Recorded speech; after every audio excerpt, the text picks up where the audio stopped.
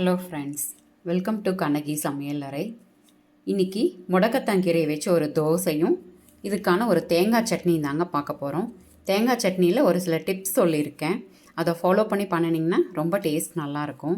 இந்த செடி சும்மா தானாக வந்துச்சு, ஸோ அதை அப்படியே க்ரில்லில் ஏற்றி விட்டுட்டேங்க. இப்போ அந்த கீரையை தான் பறித்து நம்ம தோசை பண்ண போகிறோம். இதில் இந்த மாதிரி நல்லா இருக்கிற கீரையாக பறித்து எடுத்துக்கலாம். மூட்டு வலிக்கெல்லாம் இந்த கீரை ரொம்ப நல்லதுன்னு சொல்லுவாங்க. ஸோ அப்பப்போ இதை நம்ம சாப்பாட்டில் எடுத்துக்கலாம். இந்த கீரை தோட்டத்தில் வெயிலில் நிறையா படர்ந்துருக்கும். இதை ஒரு சிலர் பார்த்துருப்பீங்க. இதுதான் முடக்கத்தாங்கீரைன்னு தெரியாது. ஆனால் இந்த காயை உடச்சி விளையாண்டுருப்போம். இங்கே ஒரு கைப்பிடி அளவுக்கு கீரை எடுத்திருக்கேன். கீரை நல்லா தண்ணி ஊற்றி வாஷ் பண்ணிவிட்டு இது ஒரு மிக்ஸி ஜாரில் சேர்த்துட்டு இப்போ இதுக்கு காரத்துக்கு தேவையான அளவுக்கு மிளகாய் சேர்த்துக்கலாம். எனக்கு ஒரு 4-5 தோசை தான் பண்ணுறேன், அதனால் ஒரு மிளகாய் மட்டும் சேர்த்துக்கிறேன். ஒரு மிளகாய், ஒரு அரை ஸ்பூன் சீரகம். நான் இங்கே பூண்டு மறந்துட்டேன். ஸோ பூண்டு நீங்கள் ஒரு 4 பல் சேர்த்து அரைச்சி எடுத்துக்கோங்க. மாவு ஏற்கனவே ரெடி பண்ணி வச்சுருக்கேன். இப்போ அந்த மாவில் இந்த அரைச்ச கீரை விழுதை சேர்த்து விட்டுடலாம். சேர்த்துட்டு நல்லா மிக்ஸ் பண்ணிக்கோங்க.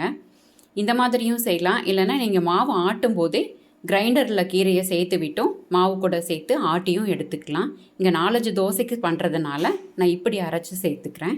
இது இப்படியே இருக்கட்டும். நம்ம தேங்காய் சட்னிக்கு ரெடி பண்ணிடலாம். தேங்காய் ஒரு அரை மூடி எடுத்திருக்கேன். 3 பச்சை மிளகாய், 2 சின்ன வெங்காயம், ஒரு பல் பூண்டு, சட்னிக்கு தேவையான அளவுக்கு பொட்டுக்கடலை சேர்த்துக்கோங்க. கசகசா ஒரு அரை ஸ்பூன் சேர்த்துக்கலாம். இதோட சீக்ரெட் இன்க்ரீடியண்ட்டே இந்த கசகசாவும் முந்திரியும் தாங்க. முந்திரி ஒரே ஒரு பீஸ் மட்டும் சேர்த்துட்டு ஒரு ஃப்ரெஷ்ஷான கருவேப்பிலை ஒரு கொத்து சேர்த்துட்டு இப்போது இதுக்கு தேவையான அளவுக்கு உப்பு சேர்த்துடலாம். உப்பு சேர்த்துட்டு இது நான் இன்றைக்கி உரலில் தான் அரைக்க போகிறேன். இப்போ இது எல்லாத்தையும் உரலில் சேர்த்து விட்டுடலாம். உரல் அரைச்சாவே சட்னி ரொம்ப டேஸ்ட்டாக இருக்குங்க. ரெண்டாவது இந்த சீக்ரெட் இன்க்ரீடியன்ட்ஸ் இந்த கசகசாவும் முந்திரியும் சேர்த்து அரைச்சிங்கன்னா சட்னியோட டேஸ்ட்டு செம்மையாக இருக்குங்க. சட்னிக்கு தேவையான அளவுக்கு தண்ணி விட்டுட்டு நல்லா கரைச்சிட்டு இதுக்கு கடுகு உளுத்தம்பருப்பு போட்டு ஒரு தாளிப்பு சேர்த்து கொடுத்துடலாம். இப்போது தோசைக்கல் சூடானதுக்கப்புறம் நம்ம தோசை ஊற்றி எடுத்துடலாம்.